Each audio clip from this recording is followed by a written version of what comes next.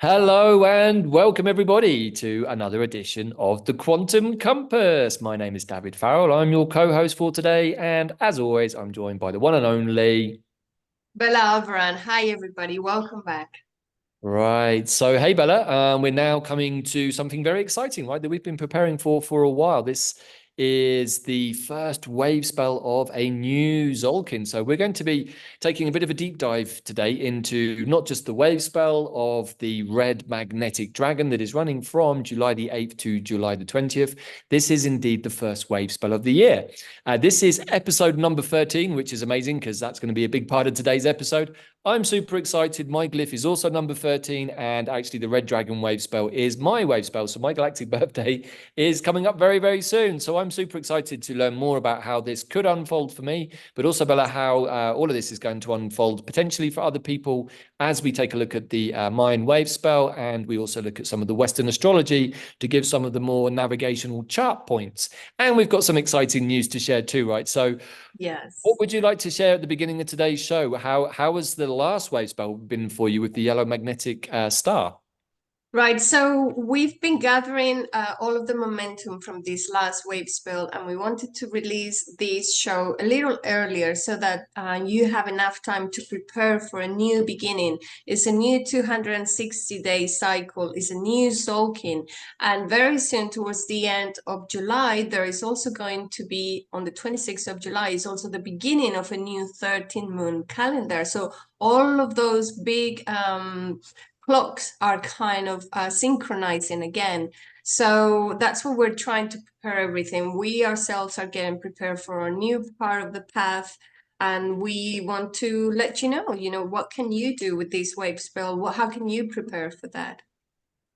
Right, exactly. And I think that's why we wanted to take some extra time around this period of the year. It's super important for us as we continue on our mission to reclaim time. This is something you're going to be hearing a lot more from us about in the coming days, weeks, months, and possibly even years, as we now are coming to realize that there is a lot of fundamental changes and shifts that need to happen in our current reality or paradigm. And some of those really do actually relate to the use of time or the misuse of time, we can even say, right, Bella? So um, let's get into the presentation for today, and you can guide us through the first part, which is looking at all of the Mayan stuff, and then we'll start to pull the pieces together to show how there is to be honest, guys and gals, this is an incredibly powerful wave spell with lots of really good positive energy to start this new Tzolkin with.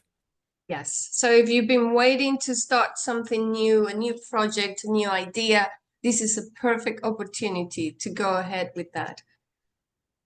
And so this is what we want to talk about. It's a new Tzolkin, which is a cycle which starts on the 8th of July of 2024 for 260 days. The very first wave spell starts with the first glyph, which is the red dragon. So we could start with a whole set of new intentions of something that we're going to have a gestation period of almost 9 months, which is the 260 days, and a new cycle of 5 castles, which we have been talking about, and I'll go into that a little bit more. So in a whole Tzolkin, there are 20 wave spells, and we're going to start with the very first one, which is the one that initiates any kind of processes. But before we go into that, let's remember we're still in the last moon of the cycle, which is the cosmic moon of presence. It's a beautiful moon of the turtle as the totem. This moon is going to finish on the 24th of July. And then the 25th is the day out of time. And we have plans. We're going to share what we're planning for the day out of time. It's pretty exciting. And so we're finishing this moon as well. And all of the moons, the calendar we're synchronizing with, it's a calendar of 13 moons of 28 days. And I want you to appreciate here how all of the weeks have the same number of days. It's 13 cycles. 13 is key because it's part of the Fibonacci sequence, it's part of the golden spiral, the golden proportion. All nature is born out of this spiral, and we're synchronizing ourselves with nature, with the cosmos, with our bodies, with the planet, with the solar system, and with the galaxy by getting back into the number 13, with the goddess as well. So this is part of our big mission as well, to restore the power of number 13, because it is directly connected to the goddess. It is directly connected to nature. It is directly connected to everything that has to do with life. And this, we have shared a little bit about this. I'm not going to go back into this, but just a reminder. If you haven't seen this slide, there are 13 Bactuns, 13 moons in a year. There have been orbits of Venus around the sun during one pentagonal cycle. That's super key. I'm doing a lot more research on that. I'm hoping to share more and more during our future journey. We have 13 parts of the body, which are the joints, the articulations, and the 13 is absolutely a number of life and goddess. We're still with this totem, which is the turtle, is that primordial energy, ancient primordial goddess energy. And that is what we're still reconnecting with. So let's start with the castles. A castle is one set of those 4 wave spells. And so we already did a whole cycle. If you remember in the previous shows, we were here in the green castle. And now we're going to start again. So we're going to start with red, with the very first wave spell. So if you want to do something for the next 13 days, you can do that, something that has to do with primordial energy. If you want to do something that could be done in 52 days, that is another container that you could use, or you could start something that is going to be a 260-day cycle. So this is the way we're going to keep working with the castles. We've introduced them now to the show because more and more people that have done the course now know how to use those containers, and they are super excited, living in a different time already. So it is a new Tzolkin. We call it a new galactic spin. This is the glyph of the red dragon, and the wave spell starts here in the very beginning, number 1, with a galactic portal as well. So we start with with lots of strength. You know, we're going with everything with a galactic portal for 13 days. And then number 13 is the day of the Skywalker, which is here. Mr. Farrell will be celebrating his galactic birthday. Any questions on this up to here or comments?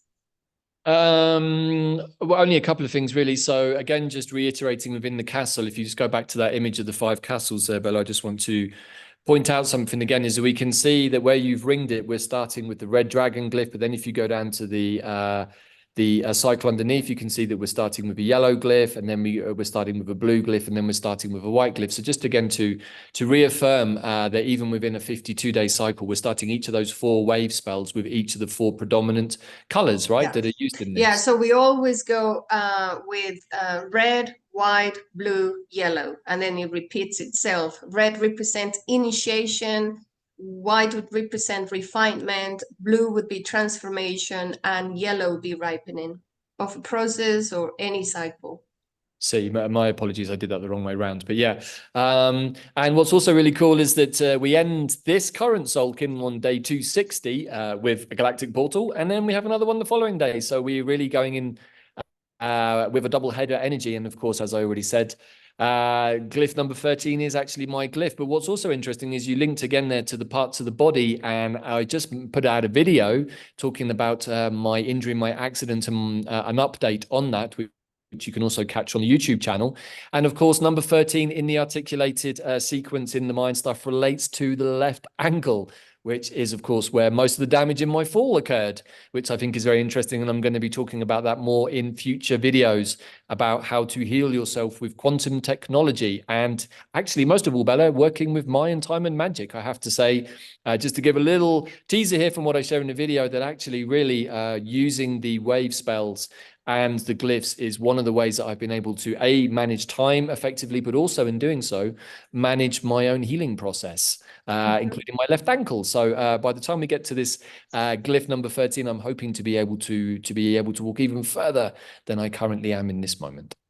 Brilliant. So yes, as part of the galactic signature, we all have a galactic signature, which is a glyph and a number or tone, and that tone will be reflected in one of the articulations of our body.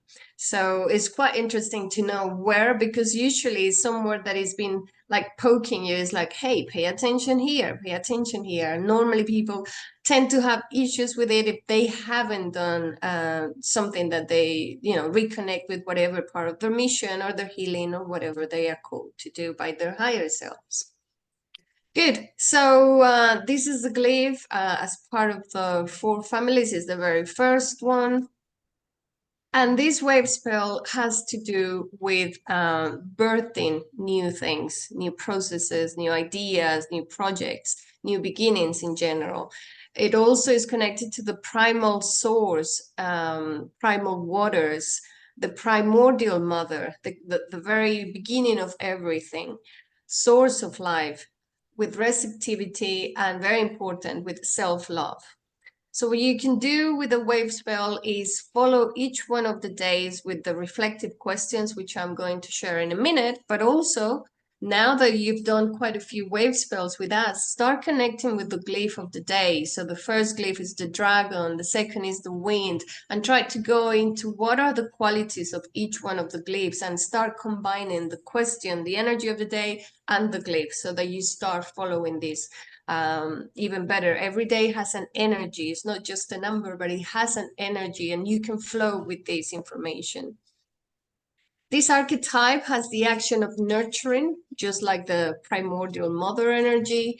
It has the essence of being and the power of birth.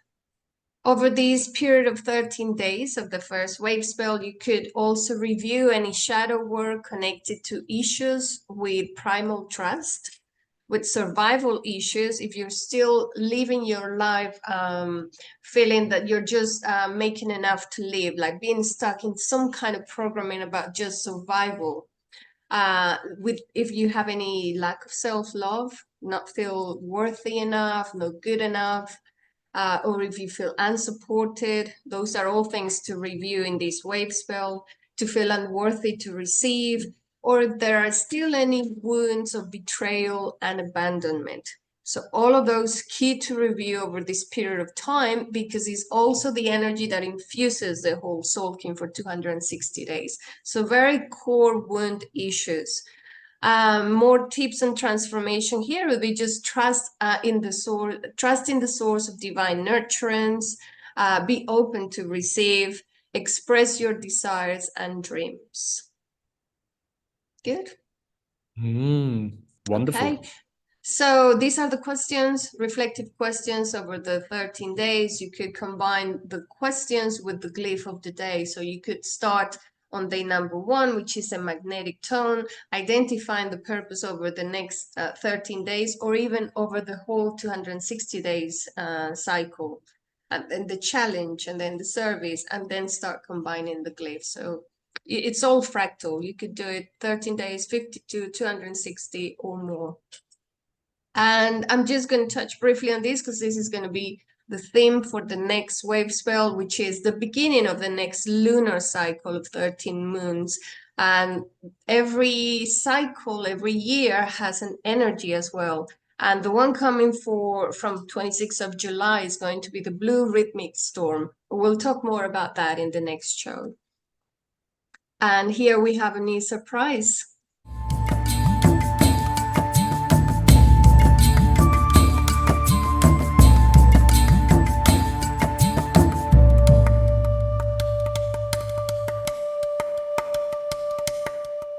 Right. So we're super excited to be able to share. It's something that has really come as per normal with us, but has come out of nowhere very, very quickly, but has come as a very complete download. And this is really another big delta for us also too, right, Bella? Looping back to when we did the quest to the quantum heart on QPH, on quantum plant healing last year, we were actually connecting, working with the cycles, being at Teotihuacan for the day at a time, and generally doing a lot of grid reconnection work, also doing some energetic repair work on some of the sites, because we went to lots of different sites. Teotihuacan was only one of them. It's probably the biggest and most well known, but we also went to Tula, we went to Cholula, we went to Tepoztlan, and even went down to Oaxaca on that trip. And we plan to share more of our footage and our stories from that trip coming up soon. We have a lot of material and footage that we haven't really had a chance to share. because 2024 has been a little different to what we anticipated. So, but Bella, do you want to share a bit more about what we've got coming in now? Because I think it's really, really exciting. And it's a really our way of showing what you can do when you work with the energies too. Right. And one of the things we want people to connect with is synchronicities and magic. And this is how it started for us. Exactly a year ago, for the day out of time, we were in Teotihuacan. We visited two sites, Tula and Teotihuacan in Mexico. And those are very powerful sites. And that was the beginning of our year of the Jaguar. We started a whole year with the energy of the Jaguar, which is the shaman. The Jaguar is the white wizard in the calendar, is the night seer, the earth wizard. So now we have been guided to do a whole path of the Jaguar. And this one is going to be happening very soon, starting on the 21st of July, which is the Jaguar wave spell, or the White Wizard wave spell. So we're super excited, still with some, taking precaution because Davyd is still in his recovery stages. But it is kind of a big goal now to go and achieve this huge, amazing expedition, which is what we're being called to do. Right. And So, yeah, go ahead. No, you go ahead. So, as part of this expedition, which we're calling the Path of the Jaguar, we are doing some of the grid work around different sacred sites of Mexico. And there is a tentative itinerary. The main goal is to be in Teotihuacan for the day out of time, which is on the 25th of July. And here we want to tell people, if you are in Mexico, you are more than welcome to join us in any of those sites. We will be doing some connection, and part of this path is to show people how to reconnect with their inner shaman, how to do some geomancy work, how to do some of this amazing work that we've been doing for the last few years, but we haven't shared yet. But this is the moment that we are ready to start sharing a little bit more. So we'll start leaving from Michoacan, then we'll head towards Toluca to see the first site, which is one of the, no, that's not the picture. It's the one called Calixtlahuaca. Then we'll go to Cuernavaca, then to Teotihuacan, Puebla, Veracruz to El Tajín, then Tula, Querétaro, and back to Michoacan. So if you are in Mexico, please join us if you want to do it. We can send you some of the details around that. But more than anything, you're going to be able to join us online as well as part of this project. Do you want to share a little bit more about that? Yeah, so just to reiterate that this is something new that we're doing here. We have done immersions, journeys, etc. before on QPH, but this is an expedition. This is going to be slightly different because we're going to combine an on-the-ground journey with an online journey. Both will contain the energies and the teachings. There's going to be a series of teachings from the Mayan time stream, from the cosmology. We're also going to be working with 3 different plants, with oak and dandelion, our personal time travel, our connection to cosmic time through the oak, and vervain, which is really the plant known as the white wizard. Very, very deep connection to magic. Those are going to be the 3 plants we're working with. Be more about an upward, about the reconstitution of not just time, but also our timelines. Somebody who's been fascinated by history for a long time and having lived in Mexico, Bella, what I've often found slightly unusual and disappointing is the real lack of understanding or comprehension about almost any of the sites here in Mexico. We have a bunch of mumble-jumbled timelines, mostly distorted by the obliteration caused by the Spanish conquest in the 1500s.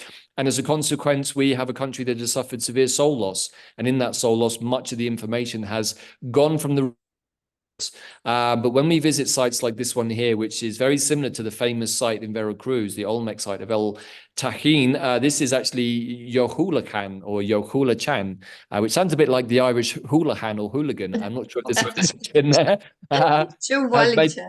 Yeah, it could just be my pronunciation. But we're going to be going to these sites and decoding them using cosmology, using Mayan time and magic, using both of our innate lineages that we have in all of this work, and also doing any little touch-up jobs with the geomancy skills, but also being very much in a place of respect and humility at these sites, and really being in a place to receive, because that's a lot of what we're doing, right, Bella, is we're opening ourselves up to receive the maximum amount of light that we can into our bodies, so that those light codes that are coming onto the planet can be received, because in those light codes are upgrades, are realizations, are downloads.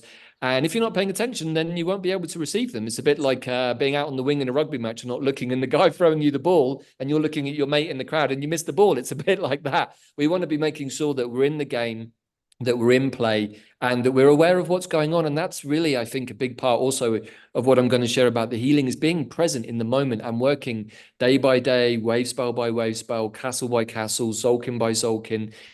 You can really actually start to appreciate time and how it works. And also you can start to track back through time to see perhaps more of the realistic situation of the timelines that some of these sites originally appeared in. Because to be honest, the history books, I think, are way off. And that's what me and Bella are going to be looking at doing. So for those of you that want to join us, both online and in person, we're going to be sharing a lot more, right, Bella, in a special live call on QPW, which we're going to record and also share here on YouTube. But it's an open invitation. All you need to do is come over to QPW, take 2 seconds to sign into the free membership, and the live call link will be posted in the QPW tribe, all of which we put in the show notes underneath. And that's also an opportunity to ask questions, which hopefully we'll be able to answer. And we're going to be giving a much more detailed live quantum compass show, right, Bella? Actually looking at the energy of the blue storm and how this Tzolkin can play out, and also looking at some of the bigger notes of the astrology, particularly through the second half of this year of 2024. Right. And so part of this journey or expedition is we are called to anchor that new timeline for New Earth, and also rediscover our galactic history. And we have been shown some of it already, but there is more to come, and there is more clarity now, and we're more ready to share. In the beginning, we were just putting some of the pieces together, but now we're ready to share about this amazing ancient galactic history that we have here, some signs of. Anything else on the Path of the Jaguar? Only that with this episode, we are actually publicly launching the event with a special early bird discount of just $144, which will get you access to all of the 13-day journey.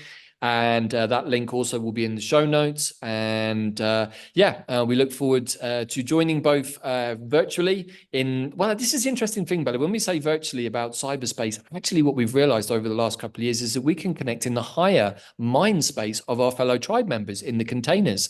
And anyone who's ever participated in any of these will know from the sharings and personal experiences just how profound that can be. And I think that that's one of our big aims on quantumplanet.world, right, moving forwards, is to create a world where we're much more in sync with each other, much more in sync with organic time, and thus the experience of the world around us is going to be much more coherent.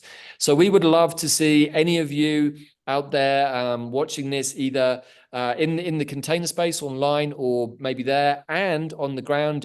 We are not going to be organizing travel or accommodation or any of these kinds of things, but what we're saying is we're going to be at these sites at these times on these days, and you're welcome to join us. We're actually going to be doing a lot of filming from the sites, more live footage, and we're going to be decoding the sites as best we can on site as well, right, Bella? So something a little bit different from what we've done before, which is why we're so excited. So yeah, many of you may have joined us for the immersions we were doing in quantum plant healing. This one is taking it to the next level. Yes, there will be a plant, and yes, there will be many teachings from the plants and the elementals, but this is taking it farther to sacred sites, on the ground footage, more live teachings and connections. So it should be super exciting, especially for those that have been doing the Mayan course and following the quantum compass. It should be very exciting because it's a connection of everything as an integral thing. And of course, we're working with geomancy. We're going to be working with the energy of the dragon lines, which is why in synchronized time, we wanted to get this ready in time for the red magnetic dragon wave spell, because all of these energies, once you start to play with this, and this is one of the major things we're going to be teaching, is you can start to be multidimensional, holding multiple timelines to create the things that you want. And that's really what we're going to be teaching over the 13 days as we navigate the sites and bring all of these different pieces of information together. We're going to show you how to do the same thing. And once you learn how to do that, then you start to realize that past, present, and future is all much the same thing, and you can have a lot of fun with that. So, and it's also reconnecting to your cosmic codes and like to great feline energy, to the shamanic lineages and all of this. Okay, so just to remind people, the course is available in quantumplanet.world and is the Mayan time and magic if you want to learn more about the Tzolkin, the moons, the galactic signatures, etc. Now into the astrology.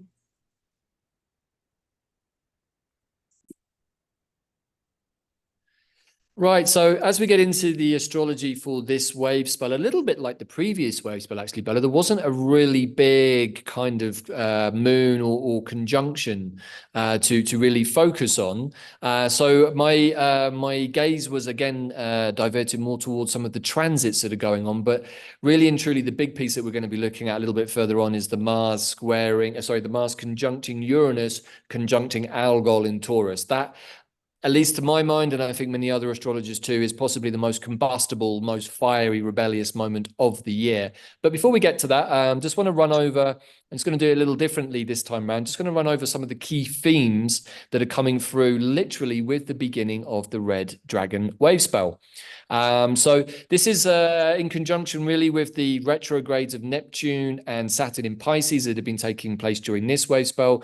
We're now entering a period, particularly since the summer solstice, of starting to slowly turn inwards as we head, particularly in the northern hemisphere, to the darkest part of the year, and of course in the south of the planet is different, but this is a great time to start reflecting on many things, maybe reflecting on the last few years, maybe reflecting on the first half of this year, maybe reflecting on your spiritual journeys and your processes, maybe reflecting on things that have come up, maybe reflecting on health issues or accidents and the bigger stories behind those. So this is an excellent time for contemplation.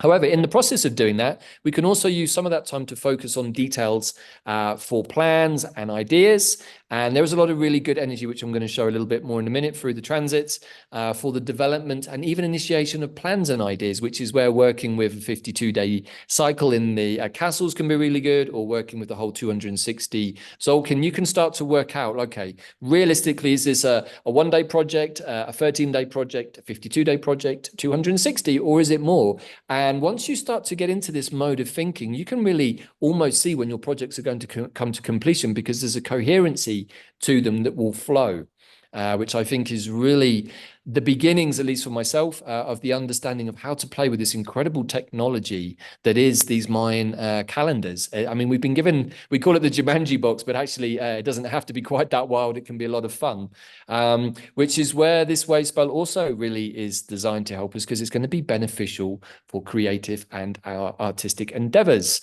And a bit like what we've just been talking about, really, Bella, this is our way of being creative, also being in service, and following our mission codes. So as we become more aware of our holistic self, we're really bringing ourselves more into a place of clarity and focus about our true cosmic essence. And when we start to live from that place, from the essence of our glyphs and our skywalkers, you start to put everything through that filter, and you make decisions through that filter, because you're really working with the core essence of yourself. So it's much more likely to flow better. And this beginning of this year, Bella, is really, really good for that. Thankfully for us, this is also indicative of possibly beneficial travel. And I would say this is actually probably one of the most important points I want to share with everybody over the next 6 months, is that this is a time for the consideration and possible alteration of belief systems. Without going into timestamping or anything that's going on right now, there are many things in our awareness collectively that may be giving us some wobbles or jarring out, like, hey, I don't think that's quite right, or that's not quite how I understand it, or, oh my gosh, I never saw that it could be like that. Those kinds of moments may be coming in the second half of this year. And so that's where this time for turning inwards, reflecting, not being reactive, but being kind of contemplative and saying, okay, wow, I just didn't see that. And then ask. So there's a good chance for meditation here, Bella. Good. So we're recording this very close to this new moon of July 5th, which is part of the previous wave spell to the new Tzolkin. But we thought it was important to kind of pick up the astrology from here, from a new moon in Cancer, which allows us to have to reconnect to new intentions for this new cycle as well. With Venus also still there, I think is a very kind of benefic and is kind of a blessing from the goddess. I also like to mention that Venus is one of the planets that was it was the planet that was at the center of mythology when it came to the Mayan calendar and even the Mesoamerican ones as well. It was the key to organizing many of the observatories and the sites, and the cycles of Venus were priority because they reconnected us. And so every 104 years, there is a realignment with Venus cycle, Sirius cycle, and the sun. So there is a synchronization of the Tzolkin every 52 years, which is called the calendar round, then every 104 years with the Venus cycles. So very important to reconnect to the cycles of Venus because it's the way of reincorporating the goddess energy into our life and into time. Right, all of which is very pertinent and on point. And also we've put here in the slide that it's opposing Ceres at 14 degrees of Capricorn. I think that should be rather than Virgo. But so what does that really mean? Well, we can understand a number of things about the energy of Ceres. It's very earthy, very much connected to agriculture and abundance, a very goddess. But there's also the story of her and her daughter and Persephone and Hades and all of that. So she ends up making a compromised decision, or what looks like a compromised decision, so that she sees her daughter for half of the year, and half of the year she's with her partner in Hades. Now, I think that what we've been experiencing, Bella, really over the last month or so with the energy of the white wind wave spell, with the solstice, with the sun passing over Polaris, with the Mercury cazimi on Polaris, is we've had a lot of polarizing energies. And what can happen when we are faced with those is that we say that one is good and one is bad, except the other. If you extrapolate this out to the collective picture, I'm sure that with many elections going on all over the world, that's also very much in everyone's awareness, but they're very polarizing energies. And if we think about Ceres, she comes to a compromise that is in balance half the year, yeah. And so I think that that's a much more mature take to these polarizing situations and say, well, I can kind of see it from both perspectives. And so rather than, nail my colors to the mast in one direction, I'm going to elevate myself with the blue eagle, which was the wave spell that we just came out of previously, star, which is to rise above it view and say, okay, let me just be in a relaxed position here without any emotional charges around any of the things in front of me. And then let me see how do they look. Because when you do that and you take the time, they often, or in my case, I think pretty much all the time, they look different and they give you the space to go, okay, I just didn't see that part before. And that gives us the space then to actually change our belief systems. And I think that that's a good thing. Sometimes we need to have our belief systems shaken up because it may have been that we picked them up from some other source that we didn't really actually know in the first place. And maybe they're slightly incorrect or faulty or need adjustment. Maybe they're perfectly fine. So I think that this new moon is really bringing a lot of things into our awareness, of course, and it's right at that midpoint of Cancer, the home, security, feeling good, feeling grounded, feeling secure. So I think that this is kind of a precursor, Bella, to the energy that we're going to experience. Nice segue there with the slides into July the 8th, which is day one of the new Tzolkin and also the new Red Dragon wave spell. So we've highlighted here 3 transits all happening on the same day and all really kind of beneficial. So the first one, perhaps you can use the cursor, Bella, while I'm just sharing the notes here on this one. The first one is Jupiter in Gemini, Sextile. There we go, at 9 degrees. And Jupiter is the ruler of long distance travel, and Mercury is the ruler of short distance travel. Good. I mean, it's a sextile, so it's a very harmonious aspect anyway. And this is something that can perhaps encourage us to think about or even initiate, as we are, short or long distance travel. So I think that that's really beneficial. It's a nice energy there with a sextile. Then we have Uranus in Taurus, sextiling Venus in Cancer. Well, that's always going to be a harmonious aspect too. Uranus, anything sextiling Venus is generally going to be quite nice. But Uranus in Taurus, again, grounded, earthy, good foundations. Uranus, a little unpredictable, perhaps. But this particular aspect here is going to stimulate the need for fun and excitement in our social lives, maybe in our love life. It's also a good time for our finances with the possibility of windfalls coming in. So also a really kind of abundant way to start the new Tzolkin. We might have more breakthroughs in our artistic and creative endeavors with this kind of transit with Uranus, sextiling Venus. And this is also a great transit for making friends and maybe even new lovers with Venus in the mix there in Cancer. So I think that's really, really nice, really creative, really kind of uplifting, social, maybe vibing with other people, maybe coming into our artistic partnerships with people. That could be something maybe.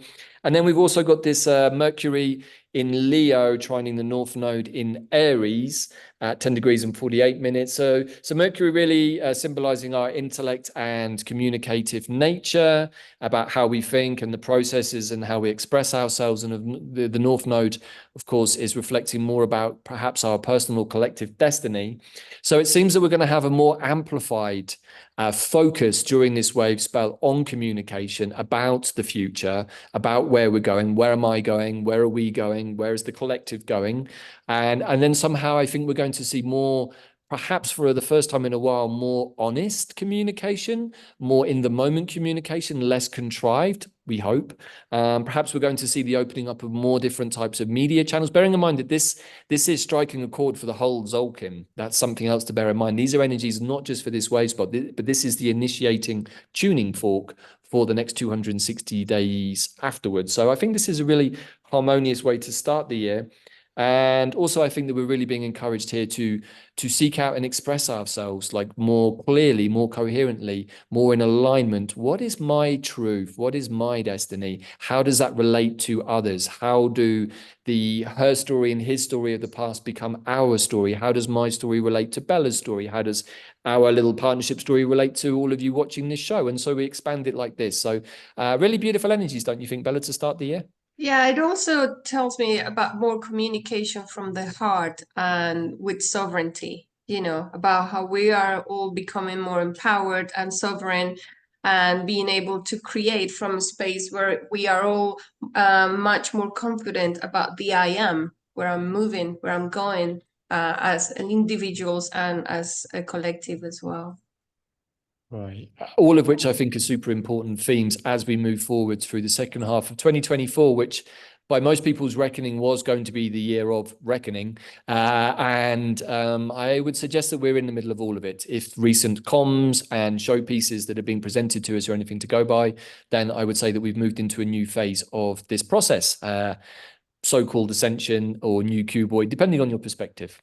So we then have a few other transits in between the beginning of the red dragon wave spell and the big piece that we're going to look at in a minute, which is Mars conjuncting Uranus. But here on July the 10th, we have a nice little trine. Saturn in Pisces is trining the Sun over in Cancer. And again, this is kind of energy of responsibility, of patience, persistence, determination.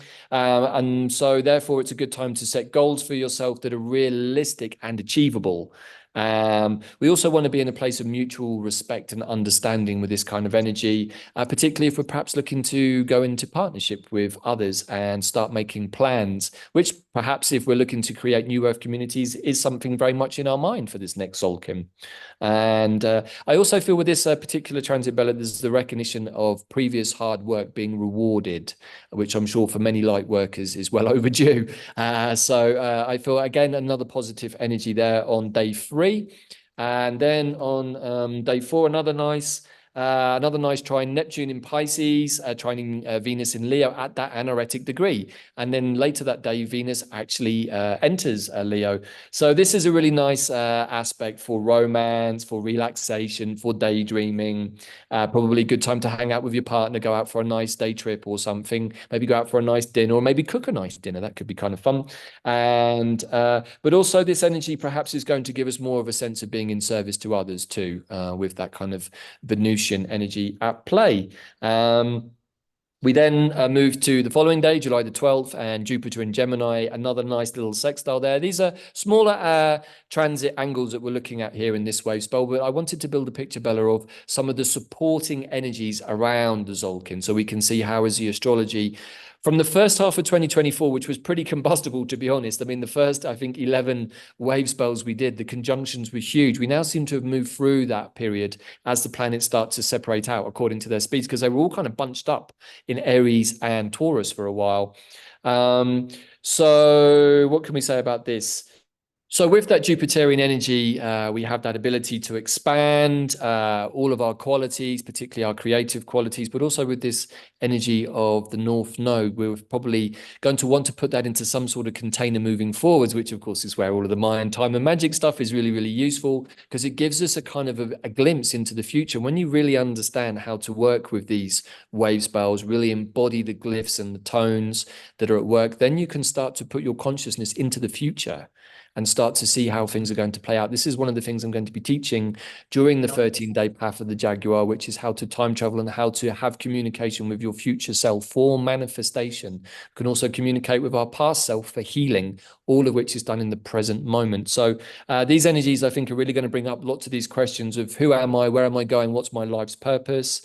And with the North Node, we're going to be able to embody our conscious desires aligned with our present and future paths. So there's a lot of this kind of time stuff in the mix there too. And then we also have Black Moon Lilith sextiling Venus. So strong feminine principles coming through there.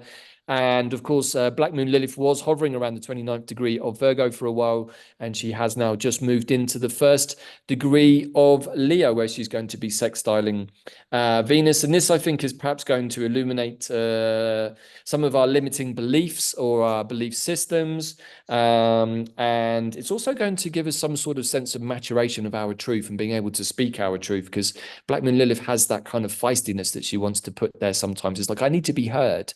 I want to be heard. My opinion counts for something. And also, I feel like this is a good moment to release any stagnant energies, any density, any woundedness, particularly in our feminine side or in that shadow space, working with that beautiful energy of Venus there.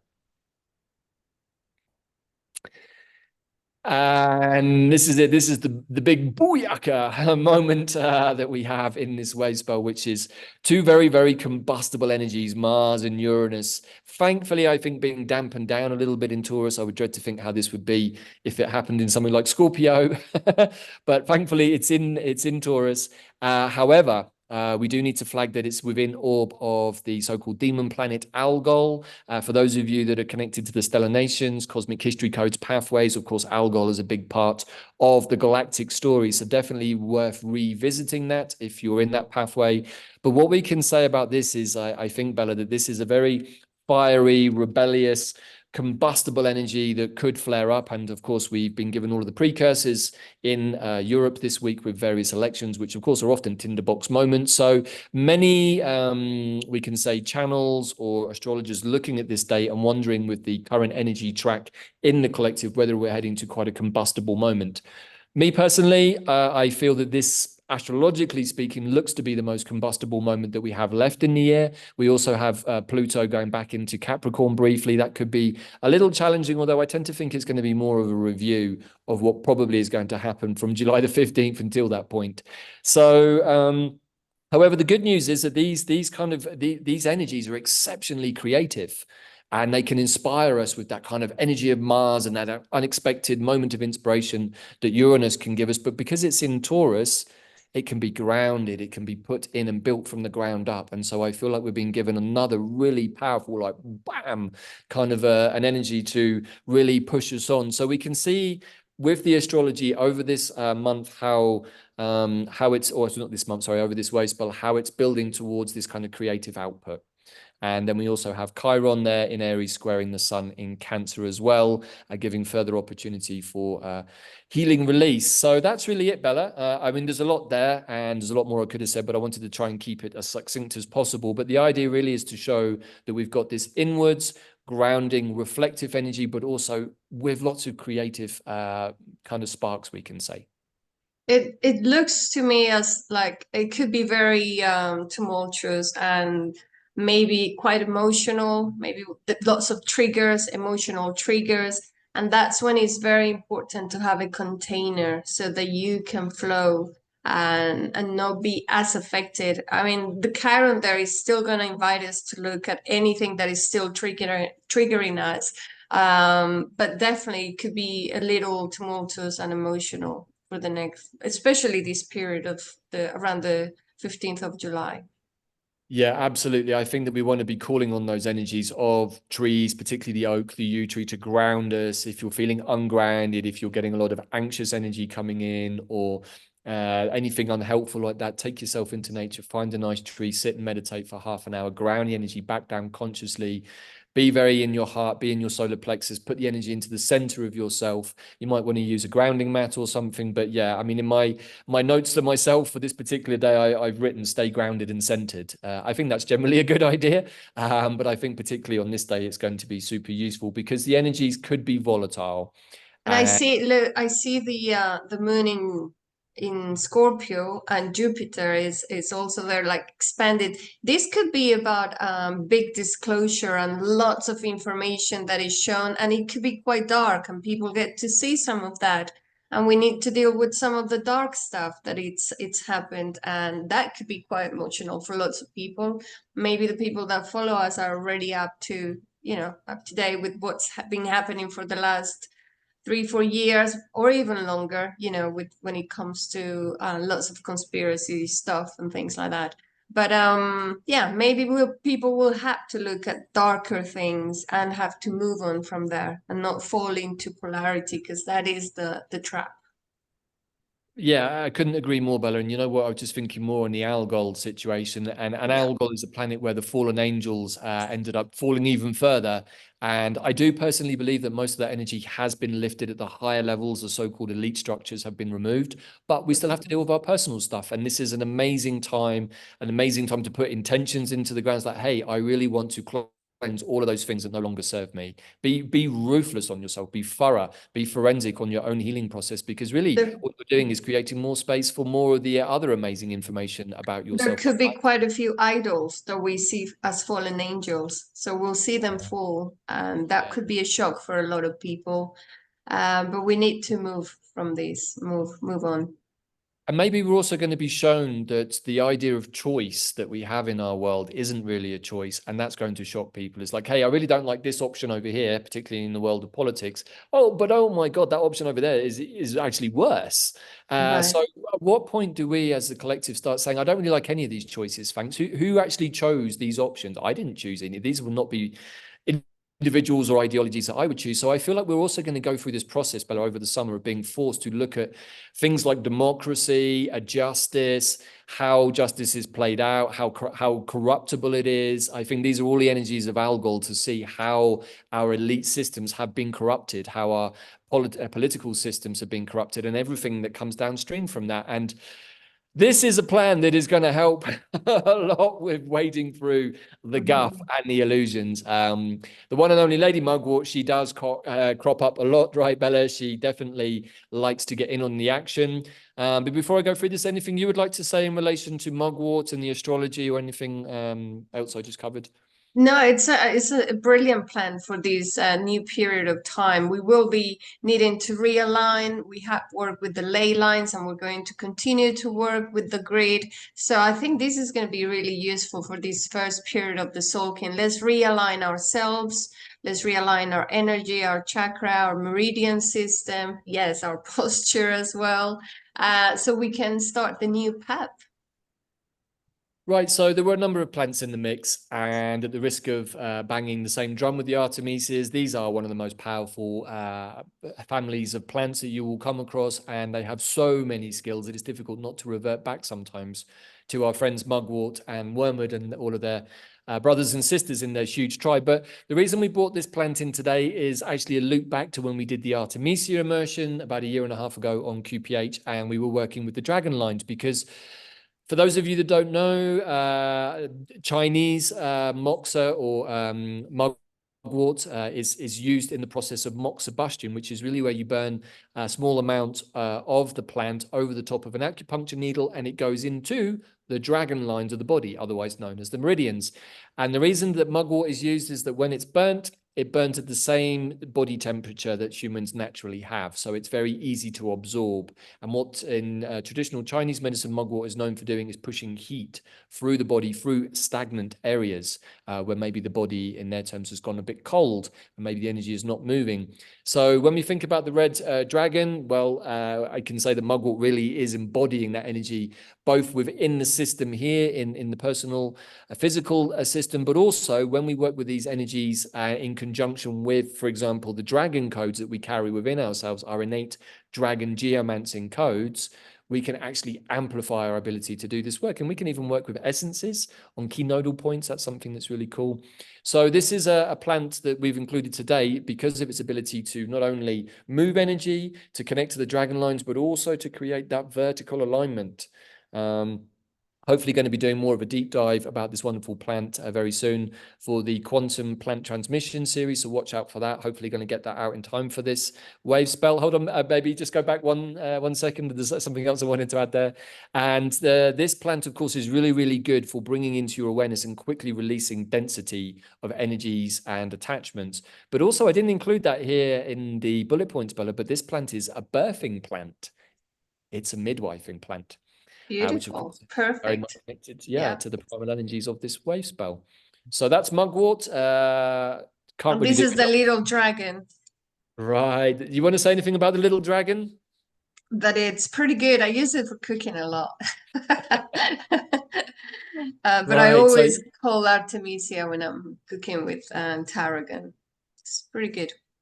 it's a wonderful plant, and of course, most people will know it primarily as a culinary addition, particularly great with chicken, of course, and sometimes potatoes alongside. However, that's not the point of why it's been included today. Tarragon, as we discovered during our Artemisia immersion, is possibly the unheralded and most powerful of all of the Artemisias, and that's in no way disrespecting sisters Mugwort and Wormwood, but tarragon has kind of slipped under the radar in recent years as a medicinal plant. It's become so used to being used in the kitchen. But the reason I included it here, it is another Artemisia.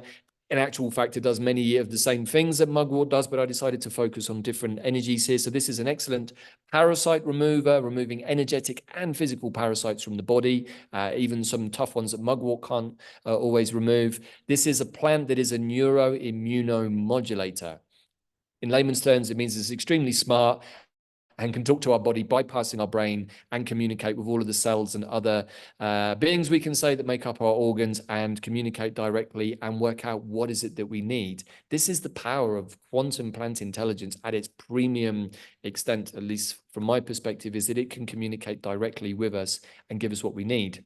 It's also good for sleep, as indeed are all of the Artemisias. But, and I think this is an area for research coming up soon, if not already, is that this plant is very good against tumors and cancers, and also has the ability to be a so-called antidepressant, although myself and Pete Jackson-Main have been querying some of these terms like antidepressant in recent times. But for now, we're just going to use that phrase because it's one everyone knows. So really, this is a mood enhancer. I think that's where me and Peter finished up on, is like, this is a plant that it lifts the mood rather than being anti something. It's something that's pro mood enhancer. So yeah, definitely use it in your food. Sprinkle it into your dishes. It's got a wonderful, slightly anisey taste, and or you can make yourself a tea from it, or even a tincture if you have it growing, and definitely bring that into the mix. So I would recommend working with both mugwort and tarragon. And so just as a final part to today's journey with the Quantum Compass, just want to again highlight the ongoing 13-part journey that is really now starting to catch fire with everyone who's doing it, understanding the process. We're going to be releasing Chapter 5 on the commencement of this Tzolkin, and Chapter 5 is going to be looking at the center and at radiance and at the heart energy, and how to work with the previous energies of Chapters 4, 3, 2, and 1, which are about magnetization, polarization, activation, and form, and how to basically create container spaces for yourself to, heal and manifest. And so this is much more of a deep dive into the 13 steps of that process, which are really incommensurate with the 13-day wave spell and the energy of the 13 tones. But as we get into Chapter 5, we now have been given the nudge from the plants that they want to get involved. They were very specific. They didn't want to be involved in the first 4 chapters, but now, particularly the likes of Dandelion and Oak, they want to talk about something a little bit, because this is the point where we get to talking about how we manage time. So we're not sure exactly who's going to be involved in all of this, but for sure, we are going to be releasing this next chapter. Each one is around about an hour and a half to an hour and 45 minutes, but absolutely jam-packed full of information. Bella's been doing amazing research, and this really sits very well with the Mayan Time and Magic course and, of course, Quantum Compass, but it can be easily accessed for just $26 per video, which you can return and watch at any time, and you can watch those at any point. But Bella, one of our tribe members came up with a nice idea, right, where she was watching the first video on day 1 of a wavespell, the second video on day 2, and she was educating herself through these deep dives. So what do you think about that idea? It's an absolutely brilliant idea. It's the best way to integrate the information on how to use with the tones with every day of a wave spell. It's absolutely brilliant if you can do that. And so we're just releasing chapter 5, but we hope that we'll gather all of the 13 chapters by probably by October. We'll have the whole collection, and then you can follow one by one on every day. But it is a brilliant idea what she's doing, yes. And as we also said in, I think, the last Quantum Compass, the very last day of the 13th release of the chapter 13 will be the day that Saturn goes stationary direct. And of course, Saturn is the grandfather of time, or father time even. And so I think it's really beautiful that he's going to be finishing his review process in Pisces and then deciding to move forward with everything that he's reviewed, which is the very same day that we're going to be finishing this 13 chapter process too. So definitely a lot Have more. also a big surprise for around that time as well, which is Expedition Part 2. Ah, yes. So more on that down the road. But for now, we're going to be focusing on Expedition Part 1, which is the Path of the Jaguar, which is going to be also somehow part of our much bigger future project, which is about reclaiming time. But more on that later. It's not quite ready to be shared yet. But we do really want to get you focused into the energy of the new Tzolkin, of the red magnetic dragon, and then the energy of the white wizard and the jaguar. Would love to meet more of you in person. It's well overdue. We've been saying this for a while now. We just couldn't quite find the right mechanisms or containers. And of course, I also had my accident, which meant things were a little delayed. So that's also something to say. I'm setting myself a big task to be able to get to Teotihuacan for the day out of time and actually be able to walk around at least some of the site. I'm being realistic, but I'm also being super optimistic because my healing has taken me to a place where I feel like that's possible. So I would love to be able to share that experience with any of you who actually contributed to that process. That would just be a really beautiful, heartfelt way, I think, Bella, to start this new cycle. Yeah, besides, is the day when we realign with the natural cycles and we reclaim time and a new reality. Hundreds, if not thousands of people will probably be there as well. And they are all following the same ideology and the same initiative of creating a new earth. And for that, we need to reclaim time and be in control of what we want, not somebody else telling us or creating the reality for us. We need to be able to create our own reality. So with this new Tzolkin and this new Red Dragon wave spell, we invite you to give birth to something that you feel passionate about, that you feel is the time to do it. So allow yourself to go forward and move on with this idea that is in your heart and you're ready to bring to fruition. Aho to that. And I know that we've talked about this quite a bit, but we have been progressively moving away from using the Gregorian calendar to the point we're almost not sure what day of the week it is anymore, what date it is. But as a consequence, our focus has become much more energetic and much more in sync with and creative. Creative. Because that is the key. Once you switch more to the Mayan calendar, you're in a more creative mode. The amount of things that we've created in the last 2 years is just incredible. I don't know how many immersions and courses and videos. Yeah, for anyone who's been with us on this journey since it was initiated by Dandelion pretty much 2 years ago, around the time of the Lion's Gate portal, in fact, it's been an incredibly strong creative process for us. But we've only managed to do that, Bella, right, by working with the wave spells and seeing and feeling into what feels like a good time to do something. And so we've kind of been living like this for the last couple of years, but we're now very consciously shifting into we're calling it the new cuboid of the universe, but really what we're saying is a newer frequency where we're living and being in a different way. That's right. Okay, everybody, thank you for watching us, and let's start a new cycle together. Hope that many of us get to join us in the Path of the Jaguar, which is reconnecting yourself to your inner shaman, to your inner magician and wizard. Alrighty, so that's it, everybody, for this episode. In Lakash, I am another you. In Lak'ech.